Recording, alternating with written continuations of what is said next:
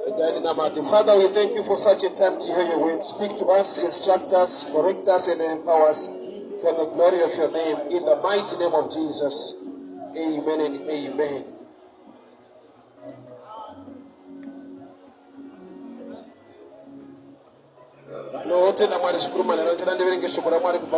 Revelation chapter 5. Revelation chapter 5 from verse 3. Revelation chapter 5 from verse 3. And no one in heaven or on earth or under the earth was able to open the scroll or to look into it. And I began to weep loudly, because there was no one found worthy to open the scroll or to look into it. And one of the elders said to me, "Weep no more. Behold, the Lion of the tribe of Judah, the root of David, has conquered, so that he can open the scroll and its seals." And behold, between the throne it had 4 living creatures, and among the elders I saw the Lamb standing, as it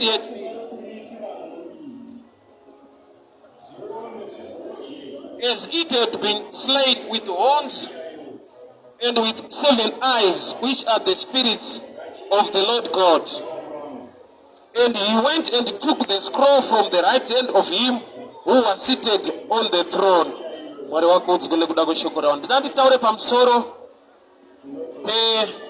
The 2 characteristics zinofanirwa kunge dzichiwanikwa mune mutendi kana kuti a believer. Ndaverenga pano pamusoro paJohani ari kuchema ari pachitsuwo chePatmos nekuda kwebhuku raari kutadza kuti rinoverengeka sei rovhurwa nani. But mutumwa anobva munyaradza kuti regera kuchema. The Lion of the tribe of Judah, anova Jesu, ndiye wapiwa mvumo kana kuti authority to open the 7 seals. Zvandakacheuka ndikaona among the creatures and the elders there was a lamb, as if it was slain, and the lamb was standing. Ndiye akagona kuvhura bhuku rezvisimbiso of the 7 seals. Mazuva ndoda kushanda nawo ndigone kushumira manheru anhasi ane chekuita neizwi rekuti the lion and also the lamb. Mhuka dziri mbiri idzi, chimwe chinodya chimwe, zvikaiswa pachena. Shumba nehwai hazvigone kugarisana. But Jesus is the Lion of the tribe of Judah, and he is also the Lamb of God. Ane zvaakaachiva nekuda the ability to operate as a lion, nezvaakaachiva nekuda the ability to operate as a lamb. Ndichitaura pamusoro peshumba, ndikutaura pamusoro pesimba, ndikutaura pamusoro peuchenjeri hwekugona kuvhima, mazvikuru sei power. Ndikataura pamusoro pesheep, ndikutaura pamusoro pekuva munhu ari humble kana kuti kuzvideredza kana kuti kuva munyoro. There are things in life you only achieve nekuti wamirambira, waita strength, waprova simba rako nekuita zvinhu. Ugoita zvinhu zvisingawanikwe nekuti une simba, zvinongowanikwa bedzi nekugona kuzvideredza kuti wava munyoro, kuti zvinhu izvozvo zvigone kuitika muupenyu hwako. So these 2 characteristics ndo dzinowanikwa muna Jesu. Isu takatengwa neropa rake, we are part of him. Zvoreva kuti those 2 characteristics dzinofanirwa kunge dzichioperata matiri. Number 1, kuziva pekuoperata as a lion, uye nekuziva pekuzvideredza onyarara to operate as a sheep. Hazvigone kuita kuti in all the times you operate as a lion or achiever. There are times you need to do so, but there are times where you need to be humble. 2 Kings chapter 5. Murume anonzi Naaman, Mwari vakamupa kukunda hondo dzake dzese dzaairwa kuSamaria. He was a mighty man of valor, but vakamupa kuti agone kusangana nehealing yake. Wakazvideredza to an extent yekuti wakagonawo kunzwa the voice of the servant girl aishanda mumba make. zvoreva kuti Mwari through skill power vakagona kumupa the grace to win battles, but through humility vakakonekta favor yekuti agone kuva munhu anozoporeswa kana agona kuteererawo munhu ari lower level pamastandards ekurarama. So zvichida Mwari unogona kutuma munhu kana kuunza zvinhu muupenyu hwako zvinoda kuti uve a fighter to get, but kugoita zvinhu zvaunofanirwa kuwana when you surrender the fighting ability and you become humble so you can handle and get whatever zvaunofanirwa kuwana nekuda kwekuzvideredza. Kune information, kune knowledge. Let me put it this way. Ipe menzani soyo. My lights are in 3 dimensions. Kuna anunzi ma flat lights. Yekuti kunogona kutotambuka bhora sekunge masikati. But ukatora ma lights ma globe yakaconnectwa apa ukaisa ground, bhora haritambike asi ma lights. Ukatora light re torch kana ka light kari pa phone yako, zvimwe zvinhu hazviitike zvinoitika kana paine light rinenge globally. So those 3 levels ye light ndo anova futi 3 levels the knowledge iri mumunhu.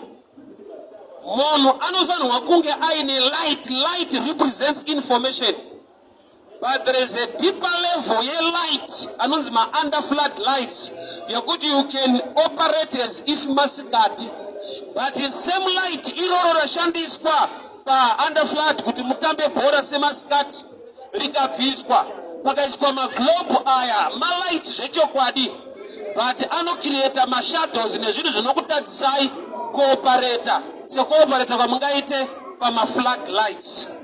So kana light richirepresenta information, zvoreva kuti information yako ikava shoma unoita zvishoma. Remember, Jesus is the Word. In the beginning was the Word. The Word was with God, and the Word became flesh. Arikunzi Word ndi Jesu. So paunogamuchira Jesu, you need to grow in Him. Iye haashanduke, anoshandura iwewe paunokura mukumuziva. Jesus is the Word. The Word is light. Light riri muclass ye 3 dimensions. Under flat lights, my lights are so powerful. Shakuti munopareta semasikati huru usiku, unototamba nyangwe nebhora kana kune ma flat lights. Tikashotora ma lights iwayo, tikaisa ma globe aya, ma light foot asa haritambike. Tikashotora aya, tikashandisa ka torch kana light re phone, zvato even worse. But SMA classes a light. So Jesus is the Word. The Word of God is light, but the level of light determines how you operate. So tine pamwe patinofunza ndofunga dzimwe church vana Mwari muhombe kudarika dzimwe, vane kuziva kwakura muna Mwari mumwe chete watiinaye. Hakuna church ina Mwari muhombe kudarika dzimwe. He is the same. Chinoitika ndechekuti vane ruzivo rwakurawo kudarika vamwe muna Mwari mumwe chete watiinaye.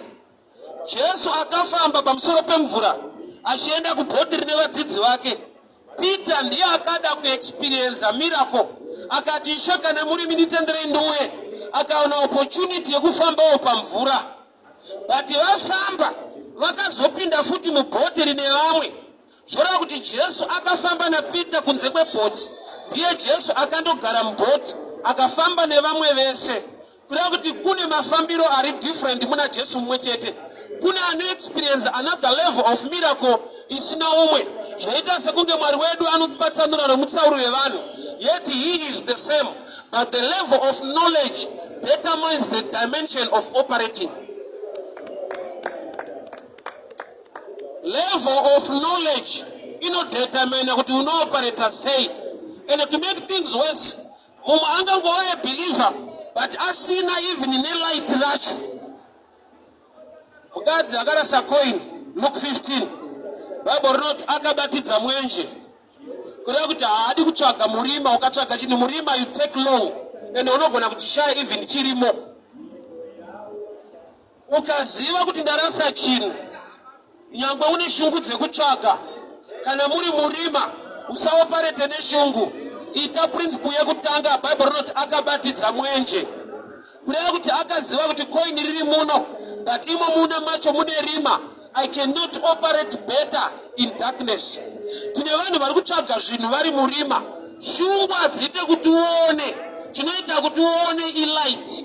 Ini kare ndaiti munhu anoona nekuti ane maziso, kusvika pakazoenda magetsi ndopanoona kuti even uinawo aone. Chinoita kuti munhu aone ilight riri available. Ziso rinozoita kuti uone kana paine light. Ziso harione kana kusina light. Even ari maomboko yatsosvinura, as long kune rima kusina malights aone. Chinopa munhu kuona ilight. So light ishadow picture yeword. Saka light iri mumaclasses anoita matatu. Flat light, highest level yelight yekuti unogona kutotamba bhora semasikati mukatoita zvinhu zvenyu usiku kuchishandisa anonzi maflat lights. But mukaashotora mukaisa malights aya magrobha haritambike. But muri kushandisa semagetsi arimo but machinja dimension yelight. So Mwari watonamata kweizvogwo mumwe chete but kuoperate kwedu kwakasiyana maari kwete nokuti anopatsanura kana kusarudza vanhu. The level of knowledge in you determines how God will operate in you. The level of knowledge in him, vanoziva Mwari wavo vachava nesimba, vachaita mabasa makuru, kwete kuti vachaitirwa. There is a level of doing. You don't go move bedzi. Get the level of knowledge. I'll give you an example. Tine vanhu vakauya kuna Jesu wekuti anogona kutaura shoko munhu akapora. For example, Jairus auya kuna Jesu, vakatakurana naJesu vakaenda kumba. Vari muroti akatoudzwa kunzi rega kunetsera tenzi mwana afa. Jesu akati only believe. Sei mwana afa ivo baba vawana Jesu? Chauraya mwana nawo hachisi chirwere. Level of knowledge yababa vatumwa kuna Jesu. Why? Nokuti baba sina need yekuramba muchifamba muise mwana achirwara. Dai baba vangosvika palevel yekuti Ishe taurai shoko. Shoko rinotravela faster than kufamba. But nokuti baba vane belief yekuti kana atouya pamba akabata mwana zvangu zvaita. But pane mumwe akati Ishe I'm not worth taurai shoko muranda anopora. So muranda akaporeswa akakasika kupora. Kwete nokuti chirwere chake chidiki. Type yaenda kuna Jesu inoziva another level of operating killer time. So there are things that are taking time, not because Mwari havana power, but the level of knowledge you have in him create a delay. Iyari Mwari anogona kuzviita ipapo. Ese vabereki tine vana. Mwana wako akanakadzane zvaagona, for example apasa kuchikoro but apasa kugrade 4, une zvaunomuitira semwana wako nekufara but zviri controlled nezera rake. Hapana paungomutengere mota mwana wa grade 4 kuti apasa unless danga ari kuuniversity aita degree. Why? Zvaari nyangwe agona zvinotaura level yechinhu chaangaitirwe nyangwe uchimuda.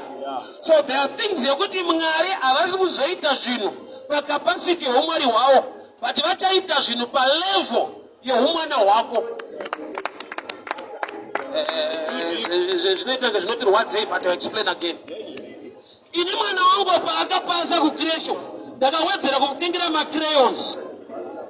Hazvirevo kuti mari yandandinayo inokwana macrayons yaitodarika but zera remufana wacho regati mbotambira ikoko.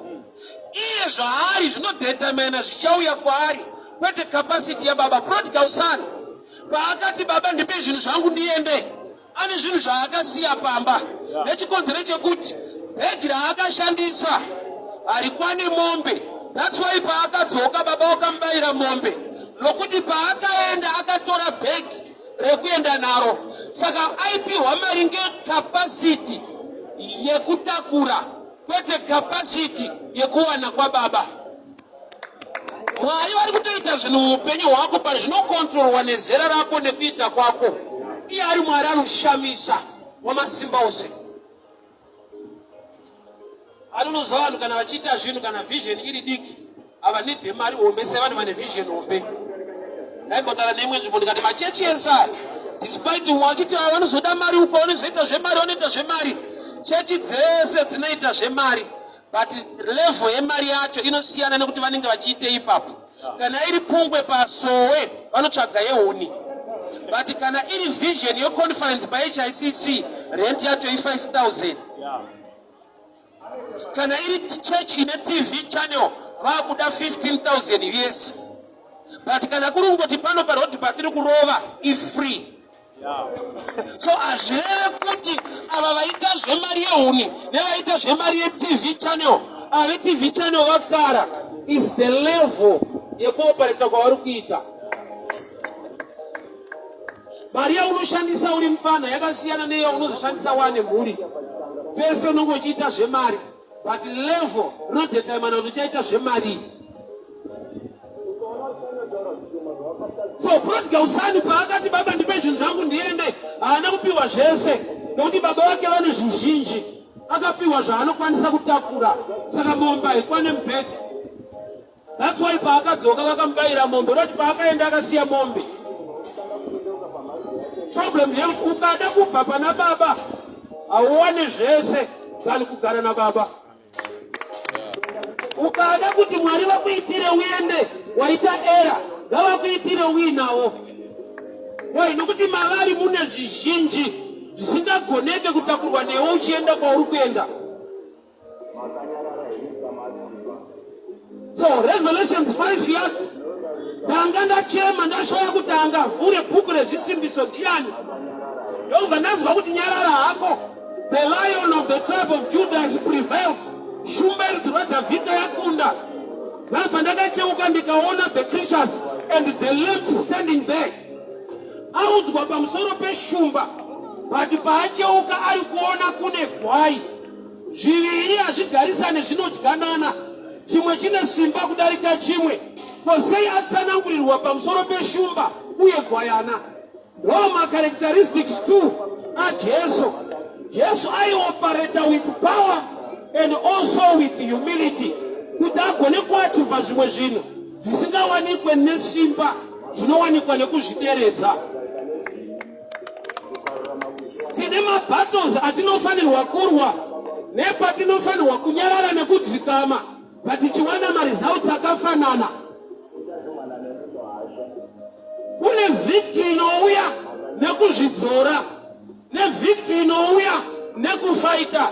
So knowing what to do kunobatsira nokuti une nguva yaunoita stand as a lion when you are meant to be humble as the sheep to achieve certain things in life. Saka waifanirwa kunyarara wakataura, pawaifanirwa kutaura wakanyarara and you messed things up. Shoko raMwari ilight. Jesus is the word and he is the light. Saka kana shoko riri light, light rine 3 categories. Zvoreva kuti the level of light determines kuti unooperator zvakadii. Saka kumwe kwese kwatinoyemura kuti machechi ane power uri zvikuitika iko kuda kubuda kwedu ndiende uko. Ukaenda uri palevel yekuoperator nelight rinenge torch, even uri ikoko is the same thing. Dofo harinyanye kuda kutransfer, rinonyanya kuda kuimprove paudofo than kuchinja chikoro. I always tell you kuti ukaona wese anoda kuda chechi pane kwandiri kuenda anoenda nebhaibheri raaishandisa kwaaipinda kwaabuda. Hakuna akatenga bhaibheri nyowani paakachinja chechi, anoshandisa rekudhara iroro. Anoziziva kuti this is the truth. Ini ndindi nenharo. Saka ndakunoudzwa ndiri pane imwe kona the same book.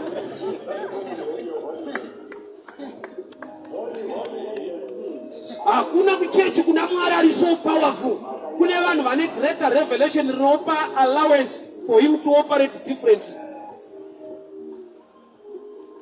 Jesu anodzitaura ishoko muranda anopora. Ndiye Jesu anofamba naJairus ari kurwarirwa nemwana. Mwana anosvika pakufa. Mwana afirei iye awana Jesu.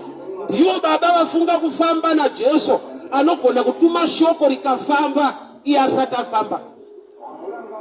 So kune zvinoitwa naMwari zvatinogona kuramba kuti haasi Mwari nekuda kwelevel yemaziviro edu.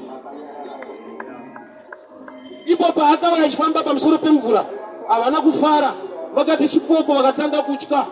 Why? Because vane maziviro ekuti paakamboda kuparidza pana Luke 5 akakumbira bhoti raPeter.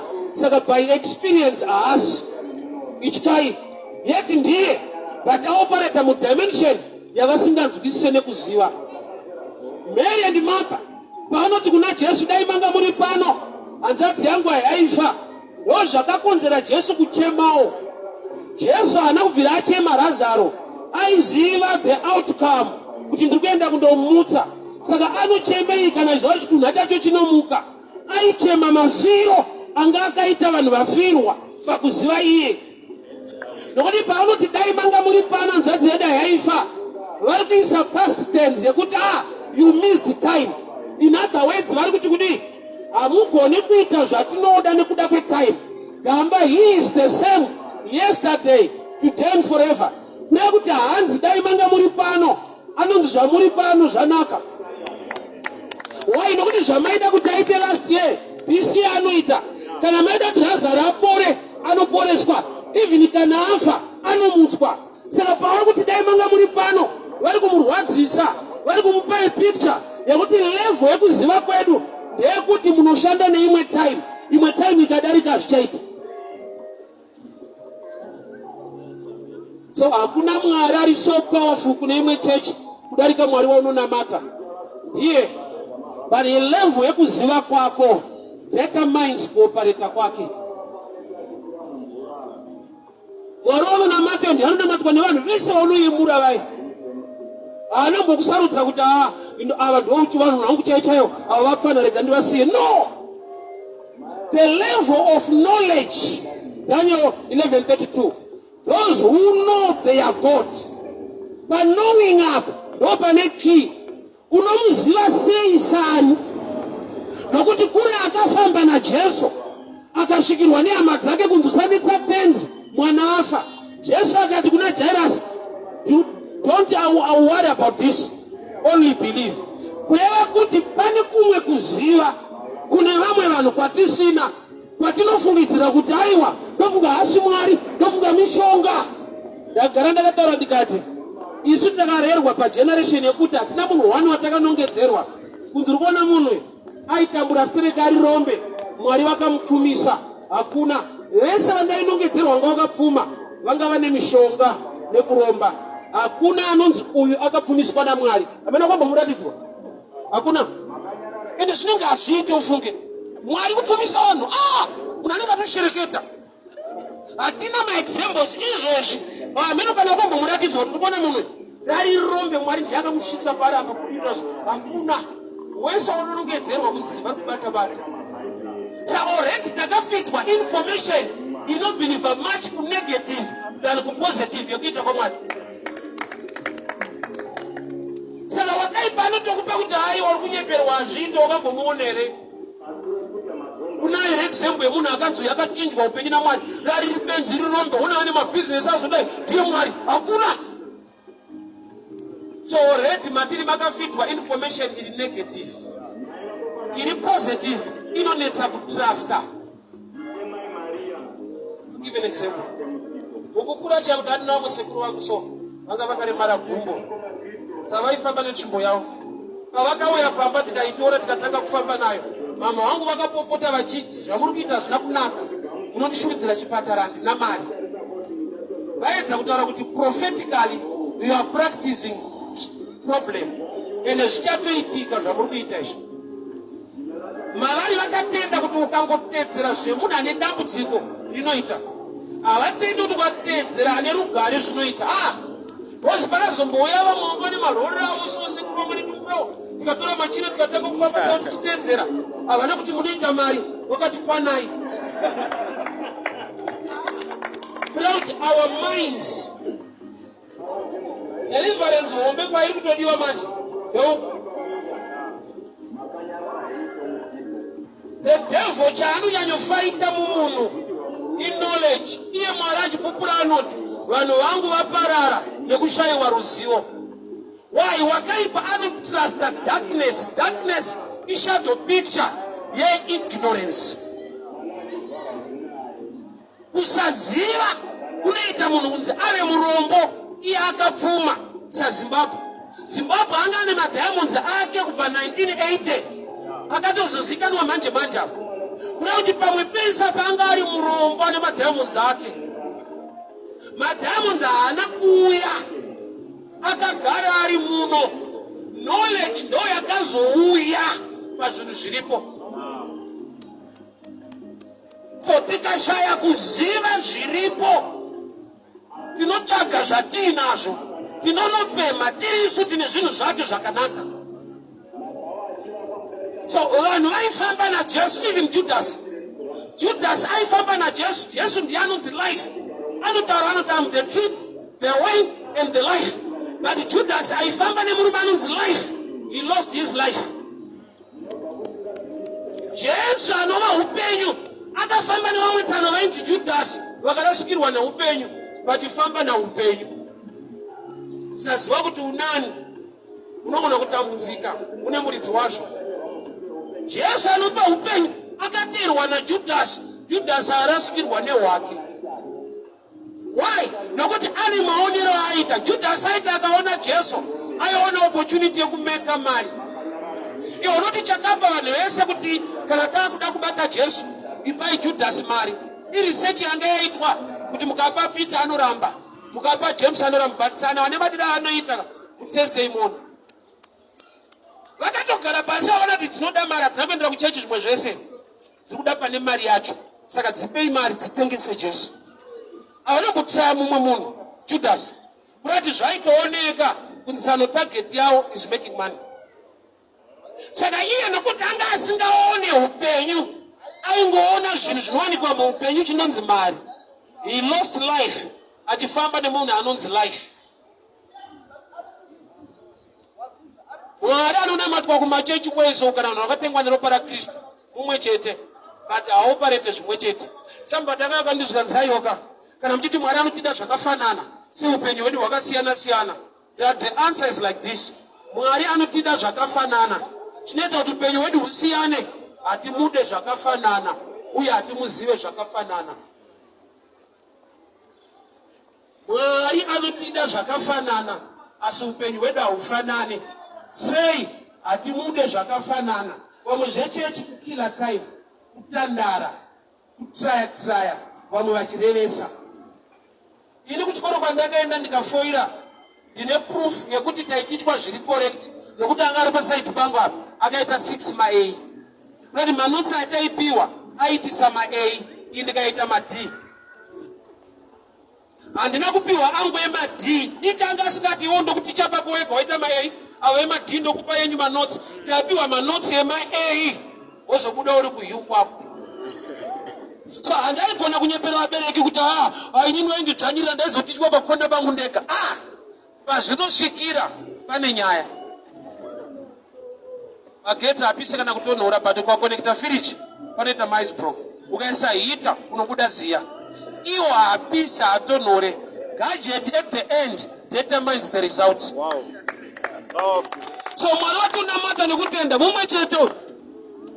Usambota ndofuka chichi yakati ine power. There is power in the name of Jesus. But in the name of AFM Ozayocha, Jesus. But I know Jesus manje. He is the word. She knows the word is the light.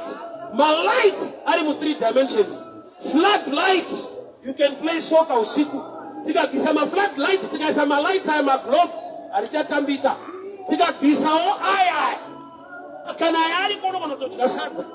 Tika kisaya tika isaka light get torch kana get phone. Ajaita futi. 3 categories. Pane light red torch.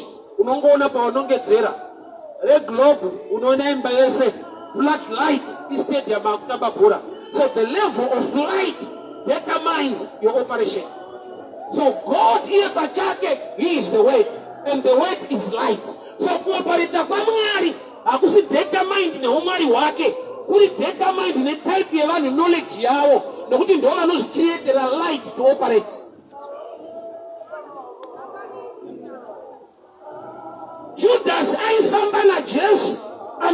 the way, the truth and the life. But he lost his life. Achifamba na life. Why? Ani kuda kwa aida, ni kuopereta kwa aida. Ana Jesu. 2 Kings chapter 4.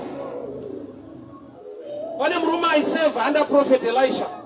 Akafa ndoku basira muri yake chikwereti.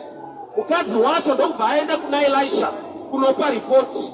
Daika uti mukazi haifa nokuti kana mruma wangu Aisha na profeta. Bakasara chikwereti. Jora tukwa profeta. Hakuna financial breakthrough kune chikwereti antichaenda. Same mukazi akaenda to the same prophet. Yeti mrume wake Aisha ndaiko kwa gasia chikwereti. And iko kukawia solution. Jora wakuti. Mukazi is a type of church. Inoziwa kuti nyangwe murumo wangu akasiya chikwereti. Iko huko ndo kunefuti anointing ne grace zinopedza chikwereti. Urati murume akaoperate ne engo yaimushaisa financial breakthrough. Mukazi akaoperate ne engo yakamupa financial breakthrough from the same prophet. So Mwaru is the same. But unaona tumunamata ukafori murombo. Enda kudenga uchienda. Why? Because kupfuma ne urombo is qualification ye heaven. But can lifestyle kemuna arugenda ku heaven. And the kaka determine one choice. Choice is nyangwe ilipo, also knowledge. Knowledge kana yawapo, you need to exercise what you know. Because by the lack of knowledge, a lack of exercise, but knowledge is available. Kuziwa kuti mageta anokuwadza in knowledge. But kuzwabata anokura ya uchiziva. Pakuda discipline yekuti zvandaziva kuti anokuwadza ngatitambire kure. Tine vanhu vakuwadziwa nezvinhu zvavanoziva zvinokuwadza. Vakatainwa vaiti vane machats kumadziro so stick to one partner indakabata two. Hatina basa nazvo kuverenga ndogona but handisi pastage yekuverenga. Stage yekuita ndoyakandigara. Dai zvinonyorwa izvozvo zvainyanya dai kusina HIV. Because vanotonyora nekubhawa kwacho kwazotangira. But vanonyora but owning is empowerment. And the owning inodetermine one choice. Kundirambidza uroti ndosiya. Kazhinji tinonzoita zvatorambidzwa zvacho. Because zviri muchoice. Ende munhu ari kuzvida vanhu vamutsura anomudzati anofa ndini kwete iwewe. Vanhu vari stable kudaroka. Iyo fodya inokuwadza inooresa mapapu angu. Kwete ako saka imbondimirira. Sandimhanyire. Anofa ndini kwete iwewe. Apedza newe munhu kana afunga kuita zvinhu zvake.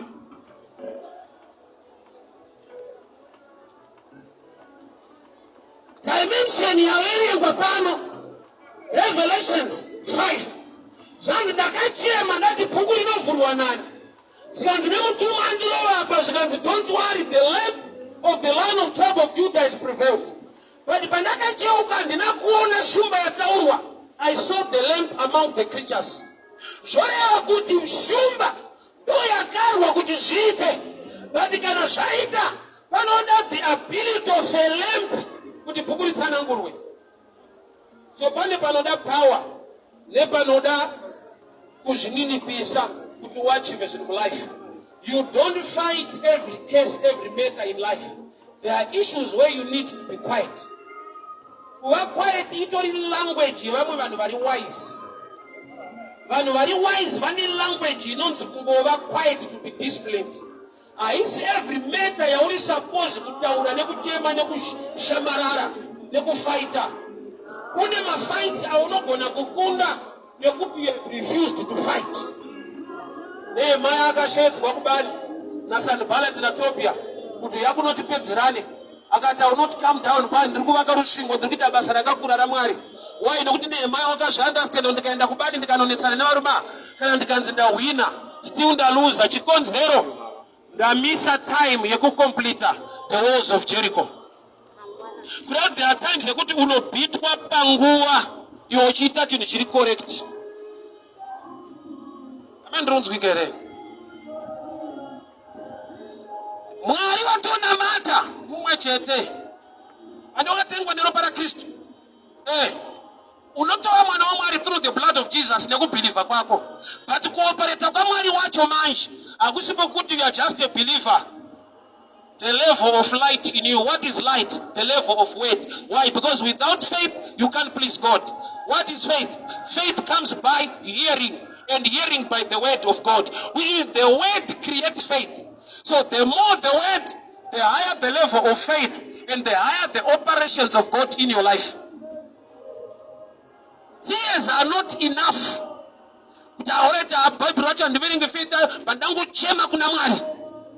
Ukaenda kumataredzi moosha pachitongwa nyaya ukanzi vakuru munobvuma ere kuti makarepa mwanawo obva watanga kuchema uchizvera pasi Major Street hati achema mkuru hayo yapera ndomungamese mazvona abo mtaro zvinonzi vakuru kana mapedza kuchema toda umbo ende koti inovhara na 11 saka mukanonoka kutaura kurimandi futi ambotaiwa nemachemera aya kana kurimandi achaenda mtaro ari kunyeperwa vanotonga maringe evidence available.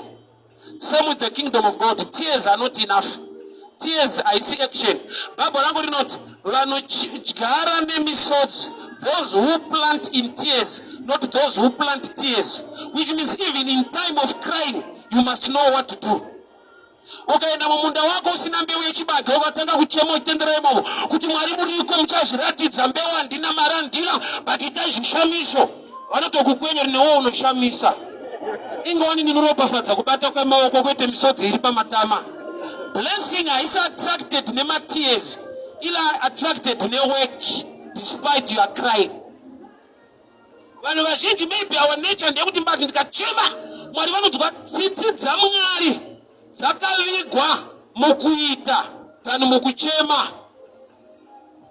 I always refer people ku wrestling kana uchirwa nemunhu ari madoubles ari kukurova akanyanya kurova ukanyanya chema mumo wako hatenderwa kupinda.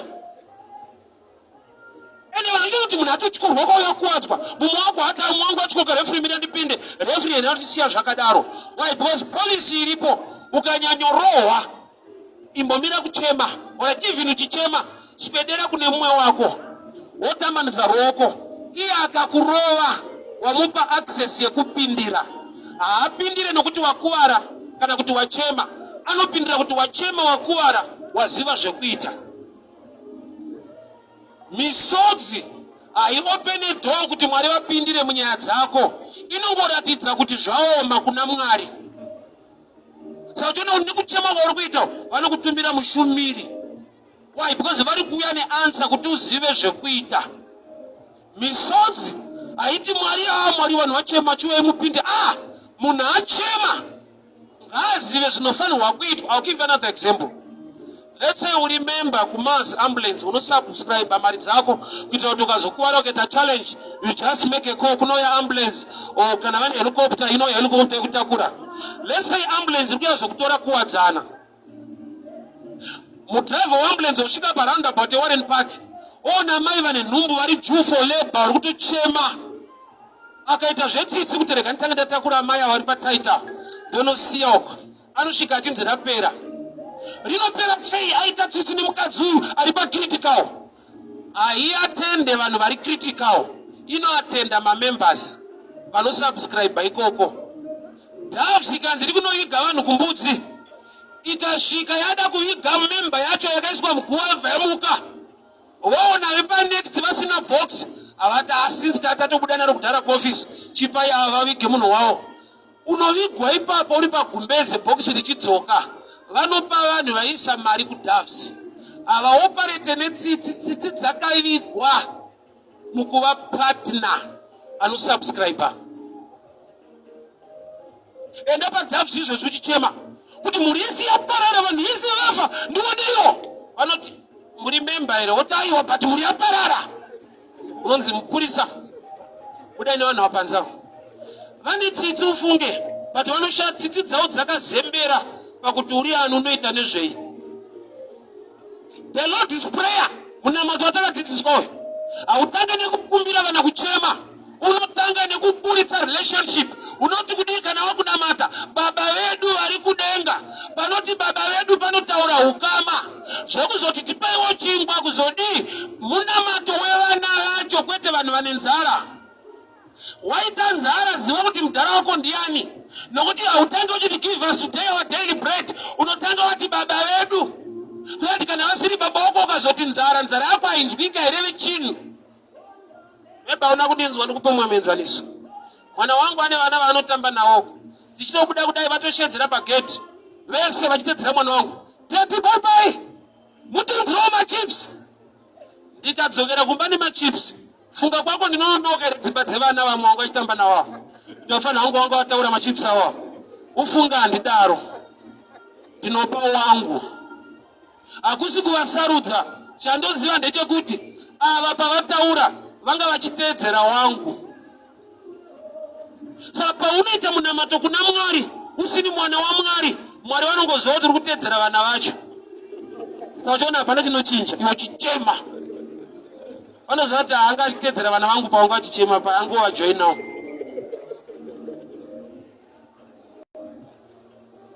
So key yekutanga irelationship. So kwese kumachechi kwatenda kuti ndotobuda pana papana zipofu ndochinja inini mufundisi wacho hana power. Jesu munhu wese waakaporesa hapana paakazvipika kuti ndakabva kudenga ndiri mwana waMwari woti chinawo chache. Jesu aiti kutenda kwako kwakuporesa kutenda kwako kuti power rake rinomanifesta better and greater upon the level of faith, not upon the level of challenge.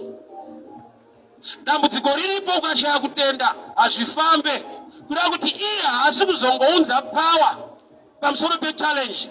Une challenge, you must have faith to connect to the power.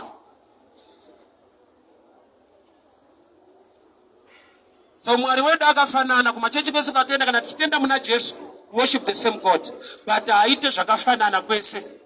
Anotida zvakafanana, haatiitire zvakafanana. So mwati but kusarudzwa kwa nyaya iri kuno, the level of light or maturity, kune zvinhu zvinoitwa futi naMwari, kwete nekuti wachema, but nekuda kwezera. Ndo zvatinoita mukurarama isusu. Kumba kwandabva ndasiya ndapa musikana webasa Maki. Mwana wangu ariko original, my son ariko, ane 2 years, andakumupa Maki. Zvekuti zvese zvaachada anenge achikwinirirwa nemutorwa. Hazvina kuti ndoda mutorwa udarika iye, ndarespecta zera.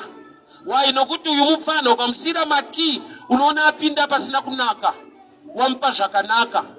Saka pane pamwe pekuti Mwari zvavanokunyimira zvakanaka vanonyatsokudawo zvakanaka. Vanoziva kuti unoswera wapakaipa nechakanaka. Iyo zvasotomudza kuti vanhu vakadhivhosa kwete nekuti nhamo yanga yanyanya. Murume anga ane basa riri nani, mari yakawedzerwa, akachinja property, akachinja nemunhu. Nyatsoona kuti haisisiri klasi yangu wako mukadzi tonati aiwa masofa ndachinja but uyanofanira kuendawo. Rugare itrap kumunhu asiri machuwa. Saka tinopari Mwari ndisimudzei mari zhinji nekuzoti sample yelife yako inooneka pabehavior pazvishoma zviripo. Neshoma iyo itarisa rafu yauinayo. Pashoma iyo itarisawo rafu chete. Ikazonzi topwe imbichana, hakuna chakanaka. Matukira aunoita vanhu, madadiro aunoita nesalary shoma iyoyo. Ishe vakangoiti wedzerei. Alright.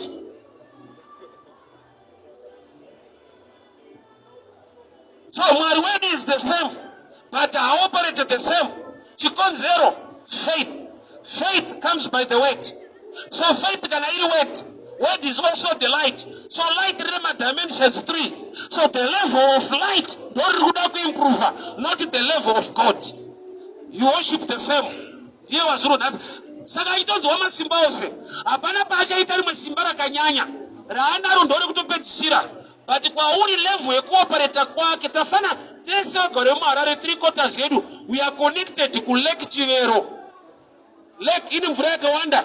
But tikapinda mdzimba dzemumwe nemumwe unosvika mumwe mune 5 liters yemvura, mumwe mune 20 liters, mumwe haana. Kwete nekuti haana connectwa ku lake. But kana tepi pamba iripo usina mugomo wekucherera mvura, une 5 liter yakapera mazoe, unowana 5 liters maringe yo capacity to hold. Capacity to hold determines kuti uchawana ma liters mangani. God is not limited, but men can limit God by my dimensions of faith. 2 Kings 4. Mukadzi akanzi nokumbira zvitini as many as possible. akaisa zvitini mumba akadurura mafuta, zvitini pazvakapera mafuta akamira kuyerera, mafuta akamiswa, kwete nokuti pasisina simba raMwari, but kana pasina pekuenda mafuta unokonzera a stoppage. Jesu anoita mamiracles, akawanza chingwa chikakwana mabhasiketi 12 anga aripo. Hazvina kuti chingwa chaifanirwa kusara chinokwana 12 mabaskets, but even miracle yakava limited necapacity yemacontainers are available. There was a man with 12 baskets. Saka minana nyango ikaitwa inoita ichiziva kuti tikaunderstand mabasket mashoma kumira ipa 12.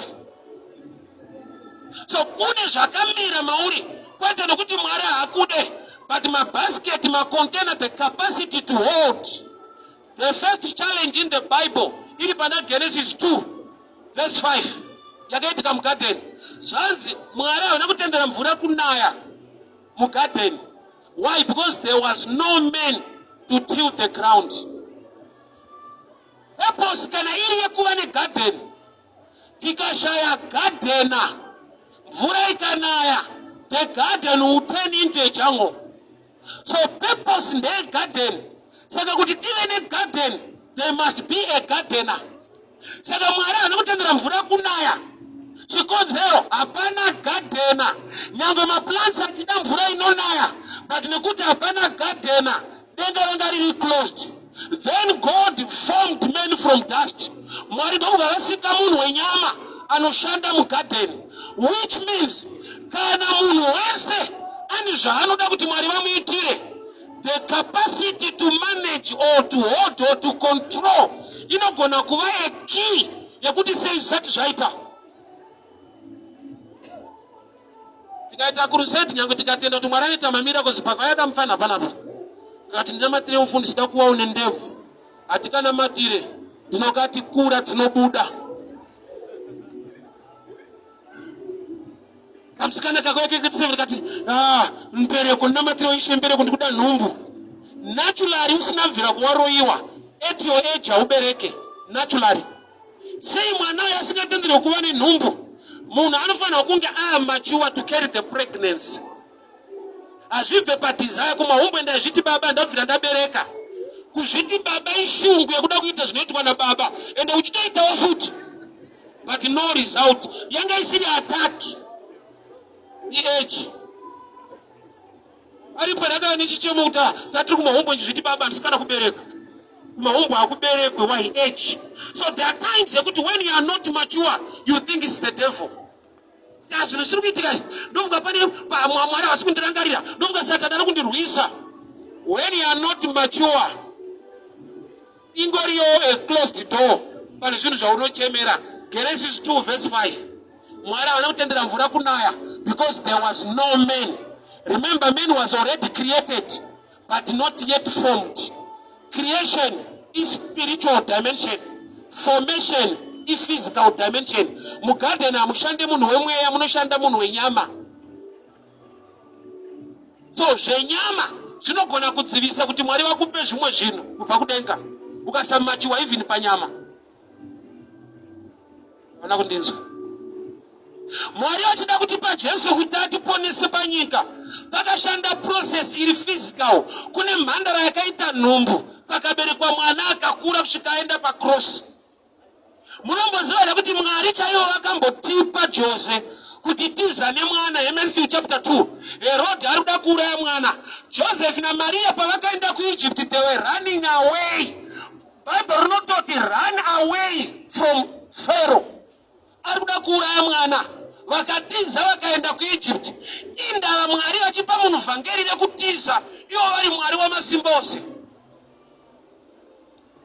Indaiti kana una Mwari you must stand and face every challenge. No, that's not it. Pane pekuti uina Mwari you need to run away. Matthew chapter 2 unoverenga, akatoudzwa kuti tiza ine mwana. Herod arikuda kuuraya mwana. Kutiza munhu achitotipwa naMwari kuti munhu ngaamanye. Indaiti kana una Mwari hapana chokutiza, hapana chokutya. You need to operate by hearing the Holy Spirit. Nokuti pamwe pacho unomira or is supposed not to stand. Zvinhu Chine zvikonzero sei Mwari vari kuti bva ipapo tiza? People of God, hear me very well. Chinonzi light is the word. So light is in 3 dimensions. The level of light determines how you operate. So Mwari wedu ndi Mwari mumwe chete zuro nasi na mangwana. Kana ukaenda chechipi wakatengwa neropa Kristu vanonamata Mwari mumwe chete, but haite zvakafanana. Kwete nokuti mupasanirwa nomusaridzi wevanhu. The level of light in you, which is the word, and the word creates faith, determines the dimension.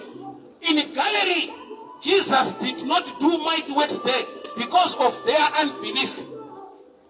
That's Mark chapter 3. In Galilee, he did not do mighty works there. As not to Galilee, and that's no power.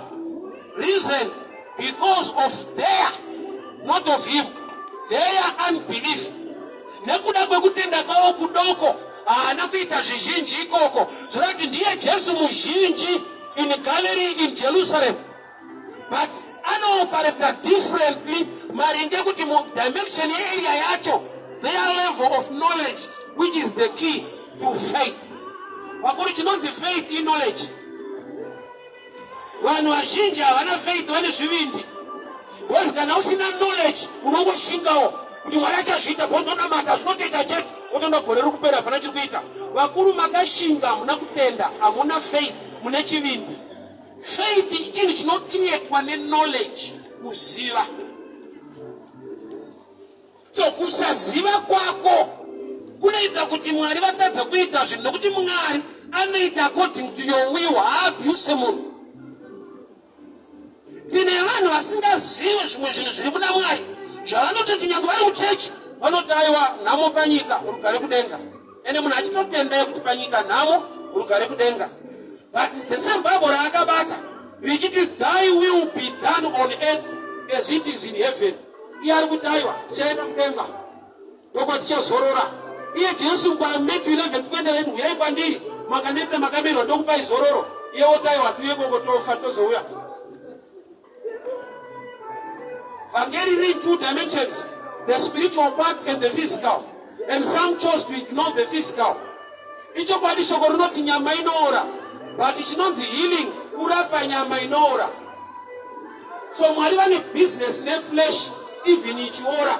Nokuti gift ya healing airape mweya. Kuporeswa kwakasiyana nekuponeswa.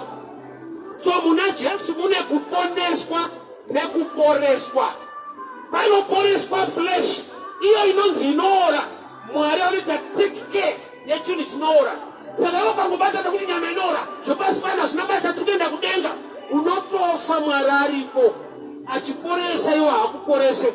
Woenda kudenga, wopinda denga rako wakapotsa kupora. Kune zvinoitwa pano zvisingaitwa uko. Zviri mushoko. Vanhu vakaenda kuna Jesu, zvikanzi mosati kutendera kuramba vakadzi, imi munoti kudii? Noi, nokuti uyu mukadzi uyu akafirwa nemurume, akarorwa nemusvika varume 7. Kana taa kudenga anoita mukadzi 1 nokuti kwava netsika yogara nhaka. Jesu ndokubva ati kudenga hakuitwa izvozvo, hakurorwe munhu. Saka zvinoreva ukasarora panapa watonyura. Kana ukanamata sei ukadii zvavharana. Zvanzi naJesu wawakatenda hakurorwe munhu.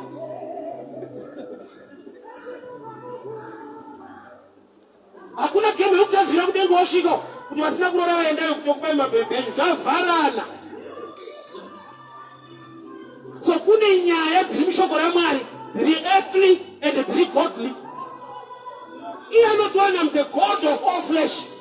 Ndiri Mwari wenyama yose. Is there anything too difficult for me? Not my issues of flesh, they are biblical. Mwari unoponesa mweya, unoporesa nyama, unopa kubudirira panyika, unopa denga upenyu usingaperi. Kana tita bless the work of your hands, blessing yacho inopareta kuno kudenga kukomborerwe munhu. Inzvimbo yevanhu vakakomborerwa kudhara. Kudenga kurware munhu, saka hakuna gift ye healing. Ukasaenjoy the gift ye healing on earth zvavharana. And hauna wokublema. Mwari vakazvipa kuti zvishande pano. Iyo ndobvoudzwa kuti no problem kana ukafa, tokuenda kumusha kunozorora, pane mafiro. Nokuti kune zvinototi Jesu ari panyika aiporesa vanorwara. Anovaporeserei kana achinzi wakafa unoenda kudenga? Aidi kuti kutokurwara kwako hawakutoya kumusha doti wari. Jesu anobvira aita join nevanhu vairwara. Takaona arwara so haakuuya. Don't worry, inosekana kumusha. Akava nesimba to him. The sick. That anga ane ministry yekuti vanhu vanakirwe panapo. Panyika panapa isingori passing phase yekuti tangoya panyika totafa toenda kudenga. We are on this earth tine mandate yekuti tiite zvatakasikirwa naMwari kuita. So greatest weapon ya devil is poverty. Mamwe madhimoni ese anosaluta mudhara anonzi poverty. Why? Because zvimwe zvizhinji zvese ma-byproducts are poverty. Kuti mwana musikana adhete madhara, aite mashuga daddy, wasvike mu-HIV, zvinotangira kupoverty. Poverty yomupa mindset yekuita izvozvo. Aita izvozvo dhimoni reikoko robva rabata. The devil weapon yaanotrusta kuti ndikaishandisa munhu ndatora inonzi poverty. And evangeli risinatendwe nevazhinji vatinamata Mwari veri kugarika. Kuti Satani akaona kumira pabasa rekuti kana ine kugarika rambai isaine namwe wenyu kuende kudenga. Wakaipa anonoziva kuti ministry akakorrupta mind yako kuti hautende kuti Mwari anopa rugare apedza newe. Why? Because Satani wacho kudenga hasi kuenda. Saka ukanopinda denga hana basa nazvo, but akakudzvanya pano apinda. Satani kudenga hasi kuenda. Saka tone kuenda kudenga hanetsane newe ende iriiswa. Kuenda kudenga kudi kutenda muna Jesu. Bavha yakatonzi tiri kuenda. Kuenda kudenga kuri izi. Kati kurarama mushe panapa kusizi. Asana mubva dhimoni noti apinde denga takamudzvanya uyu. Denga haripinda zvite. Ndane 45 years. Ministry ya deliverance ndayatenda ndasvikako. Ansana muzwa dhimoni noti munhu haende kudenga zvite. Unozwa madhimoni achitaura zvepano. Harorwe, hachate, hadrive, imba yacho havake. Inda Satani ari wari tine zvepano. Ko iye mufundisi wacho adi kungogara kuti udaita zvepano. Hazvina basa kana ukamuita ari kuenda kudenga. Tinotonzwa kuti you must be delivered concerning those matters. Inzwa, kana nhau iri kuenda kudenga. Why are you worried in poverty? Kungofa kwaunozorora kumusha. But izvo tikati vada kuenda kudenga vangani munhu esada kuenda unosumudza gumbo negumbo. But tikati vada kuenda nhasi tabata pfuti. Unoziedzera kuti adambochovha. Uchiitei? Funga kwako uchida kuchovha uchiitei? Ani nyaya yako ndeyekuenda kunozorora kumusha. Kugara wakasika kuenda. Kurati mauri makaistorwa naMwari chekuti uzive kuti on earth tine assignment. Life is a gift. So Jesu waiponesa nekuporesa. Iyo nyama inonzi inoora. Jesu akatopiwa anointing to heal chinoora. Kurati kune zvinhu zvisina basa, but Mwari zvaane basa nazvo. Nyama ipinde denga, but he was anointed to heal. Anointing inowinzirwei kuporesa. Iye munhu achinzi akafa nobva aenda kudenga. Why? Kune zvinoitwa newakaipa to attack vanhu. Nyaya ndeyekaende. That's why I love Moses. Moses was a leader. Wekuti pani paakaenda kuna Faro achinegotiate kubuda kwevanhu.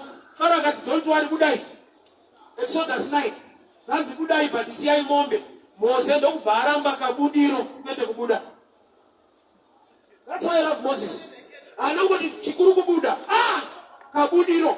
Kabudiro karikoaria karipati. Genesis 15. Mwari wachitaura naAbhurahamu. Vana vako vachava nhapwa muIjipita asi vachabuda with great substance. Wakanonzi kabudiro. Mwari vakadescribe kabudiro kwete kubuda.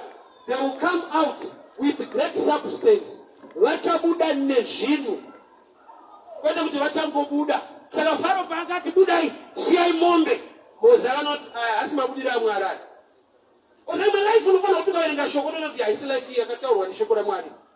Kungoraramawo but hazvisiri izvi. Takuda zvinhu chaizvo. Munhu anoziva the original blueprint yelife ane nharo kana apiwa wrong life. Saka toona kuenda kumapurisa wabirwa TV vanokubvunzisisa iwe nyakubirwa yakaita sei. Kana ukati Samsung unozwa kuti yakaita sei. Wai maSamsung akawandisa. Over 54 inch. Don't haiwa. Ma 54 inch Samsung akawandisa. Tinogona kulikava kana yabiwa ku Beatrice kana ku Preside kana ku Saka you always run a certain mark. Kana imwe namba ilipo. Very good utarani information yakakwanda kudaro. Paka urikava Samsung isiniyo yako. Unogona kuziva kuti hey Samsung 54 inch but aisi yangu. Kulatu wakuziva the original. So original life, it's unfortunate. Abe unakei wakabereka ni wabereka wangao zimba mkate. Saka pungwa yao ndio futa kuti vanhu vemusango. Zvaito dabereka kugara nevana pasi kuti murikona kugara musango so dati magarden nebi. Misikanzwa chete batati rombeni vanao. Wanda kudzwa original plan. Why? Because amuna katangira pasango. Anokuta life yake ndio musango. Original plan ya Mwari ine mushoko la Mwari.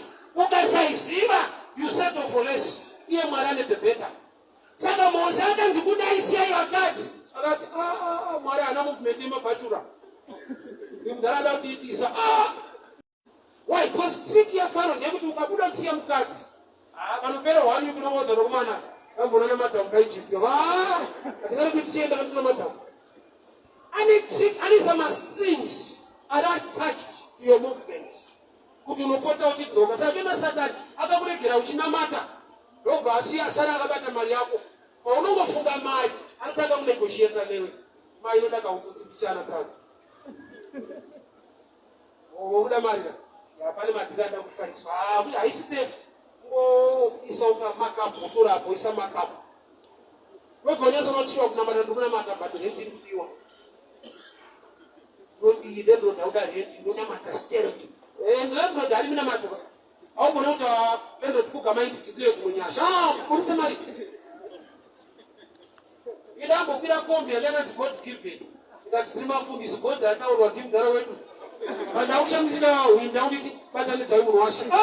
Ya koti hiyo hii. When you go to punish nobody, uri pastor, uri a believer. Saka ma systems airo na faro yakuti endai siya imombe, endai siya iwakaji. Anuda kuti munhu anyatsoziva kuti Mwari akati will come out with great circumstance. Saka kana kunamata kuchishota tunhu, the devil achatora advantage yakuti kana chifeve chatendeuka rent yakudiwa. Tinobaziva kuti church hainditambirise. Saka ndakunoita zvinhu zvangu ndakawanda ndobvisa rent yangu sandibvisana nakuchechi. Saka kuti vanyengeri muchechi wawanda nokuti havana kulibaretwa pama-issues ane chekuita nezvinodiwa mulife. Vakamudzwa kuti namata mwoyo wako kuti Mwari anoita zvishamiso. Achishamisa kudaro mulife mune mademands. So Mose akaramba. Africa ndozvinhu zvaifira notanga yaramba pakunegotiata dhiri rema-independence. Africa, countries in Africa, akapiwa independence day.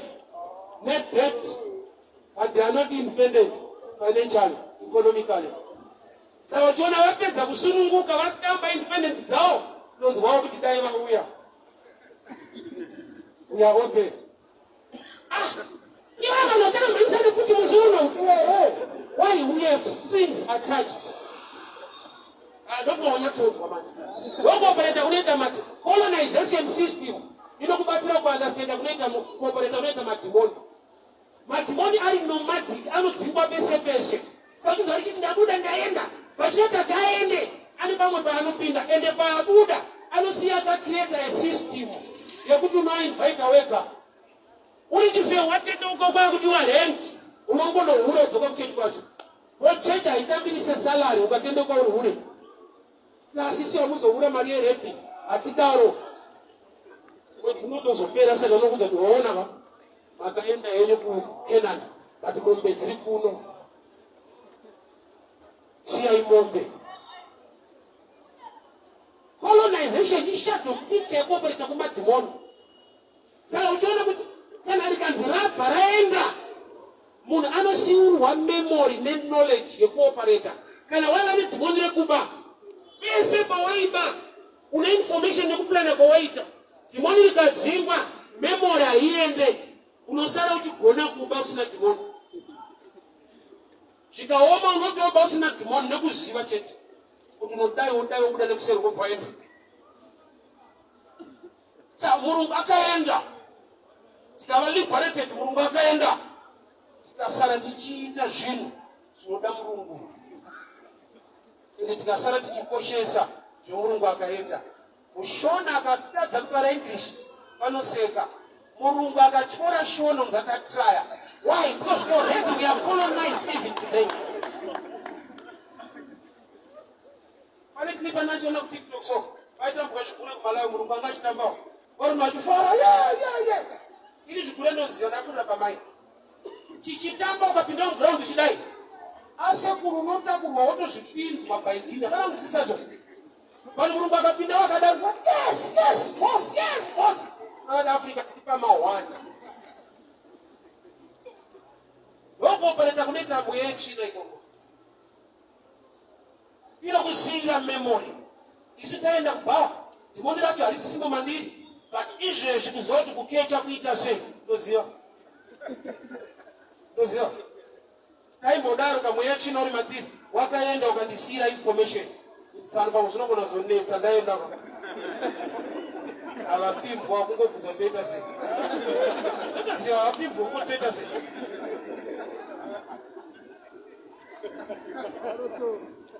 Aizve.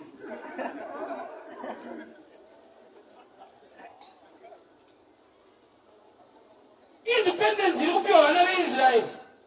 Yekunzi endai Exodus 9 siyai mombe aite. Saka church nhasi yakasiyiswa mombe. Pese panoparidzwa zvemondo ndoti makuparidzwa zvinhu zvekuIjipti manje. KuIjipti munoda mombe. Muchibuda munoda mombe. KuKenani munoda mombe. Muchine mukaka unobva pamombe. Saka mukasiya mombe masiya mukaka. Because uku munoda. Uri kuchurch they are bills to pay. Uri kunyika they are bills to pay. And you pay with money. Hakuna chinobhadharwa neminamato. Right. Saka kunyima kunzwisisa nekuziva nyaya yemafinances. Kuti moyo wako chete zvepasi rino zvemari ndezvepasi rino unokwarira kuchechi. Unomazvaira kuchechi kwakafira vanhu. Anania naSafira vakafira uno. Chechi. Kuchechi vanakaita zvekutamba nezofira ikoko. Unofa munhu. Munhu akaleka original information, the blueprint, the lifestyle iri muna Mwari. Adam naEve angoti handivablame zvakanyanya hangu. The first couple yakabereka the first medhara. Mhondi yekutanga yakaberekwa nevanhu vainamata. Adam naEva vakabereka mhondi. Sendisingavablame. Ivo pavakasikwa havana kubvira vambovawo vana. Vakasikwa vari madhara. Eve akatongosikwa achienda kumurume. Kana mboita musikana kana mboita mahomwe. Kuona ipedza kusimba so. Atone murume wacho. Atsana vachisikwa ichono kuti vashoka mukadzi apo. Kwete zvimwe zvinhu. Saka kana vanhu vasina kubvira vambova vana zvakavaomera kurera vana.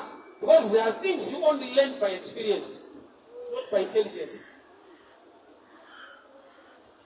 Avanobvira vambova vana. Saka paitamba vana vachifunda nezvekurayana vaiti kutamba. Why? Because ivo hazveunonzi kutamba kuita sei. Vanoziva kudanana chete. Vanhu havangoti vachisikwa vachipinda kumereji. Pana akabhuwa mufana. Saka kuzogara nevapfanga manje. Vafana vakasvika pakuurayana vabereki vachiti vana kutamba kuseni. Why? Because havazive havana kubvira vava vana. Ende chimwe ndechekuti havana kugara nevana pasi vachivaudza kuti muri kuona togara kuno kusango kuno. Tine gadheni redu kuIdheni. Tatitoriwo mhene tine zvinhu zvedu tichidya patinoda. Tasingadyi zveziye sona vangu. Taitobuda ziya nekudya mufungo. Vada kuudzwa chokwadi vafana so. Kuitira kuti mukurarama kwavo vanofanira kuva neoriginal information. So a believer akaleka the original information, the original plan of God, anobata vhangeri rekuti hanhamo panyika rugari kudenga.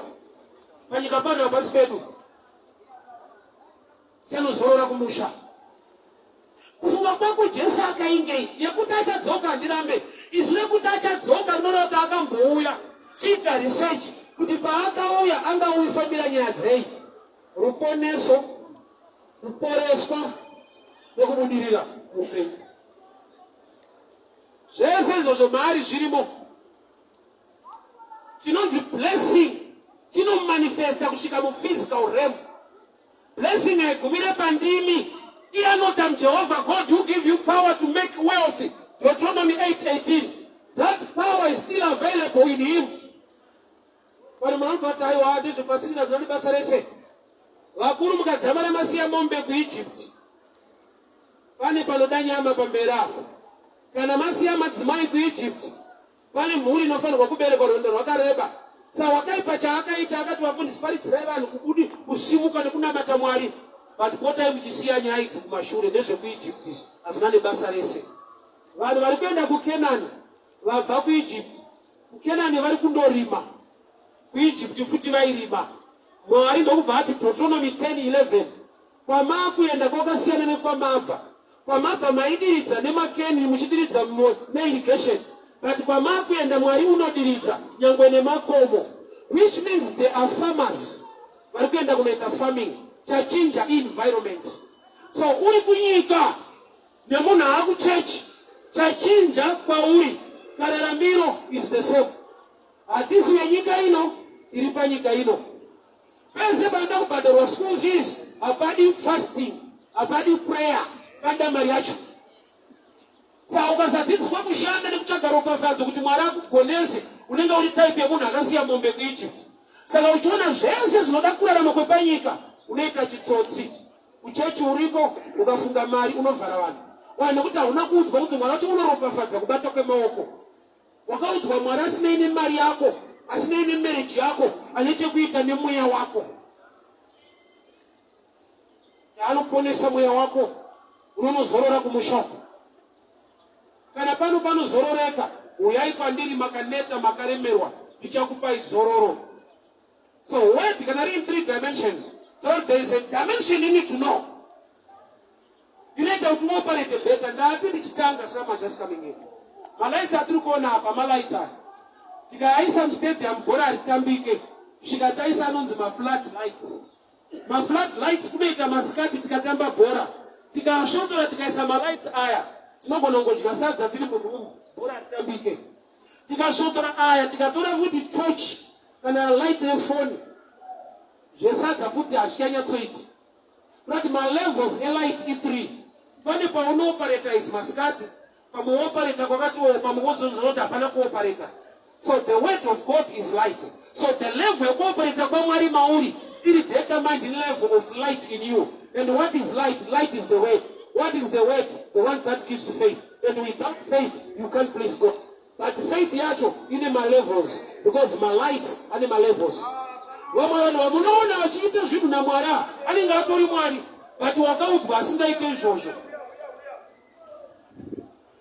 tine zvikuitwa naMwari nevamwe vanhu zvokuti unopedzera kuti hasi Mwari azviite.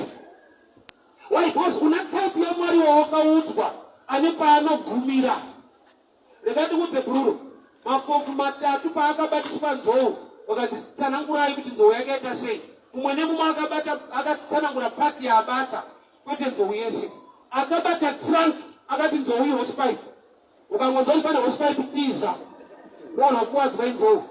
Mumwe akabata nzeve akati nzou rusero. Rusero noruziva vari kupepetera. Akabata gumbo akati nzou iduri. Vese vari kutaura zviri panzou but havasi kutaura nzou.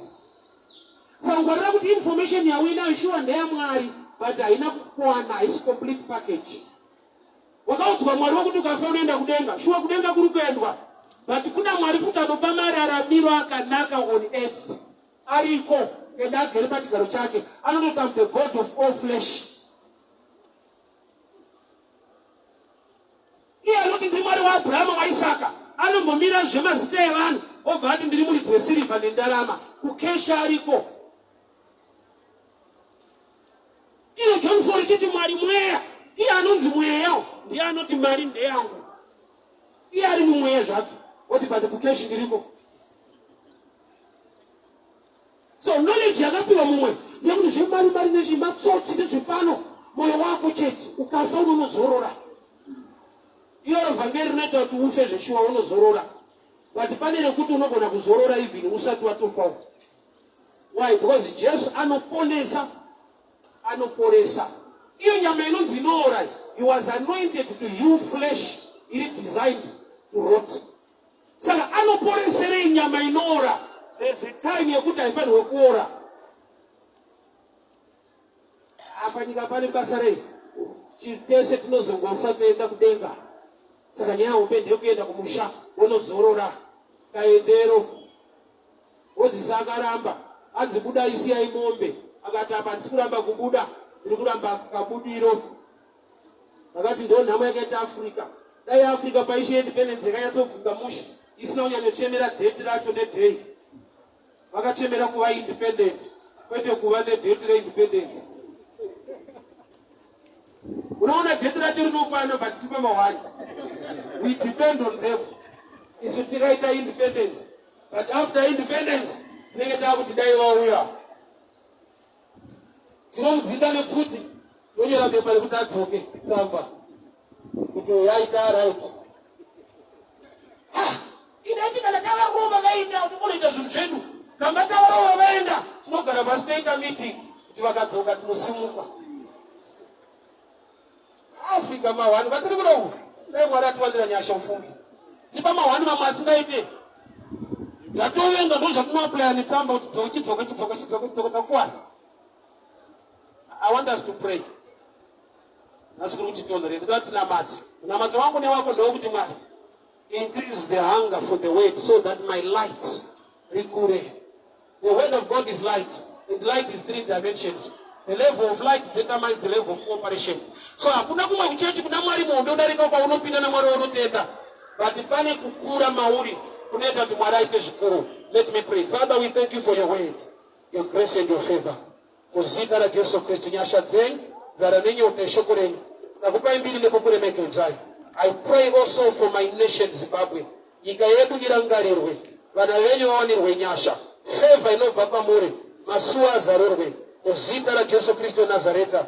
Amen. Tinotenda Mwari.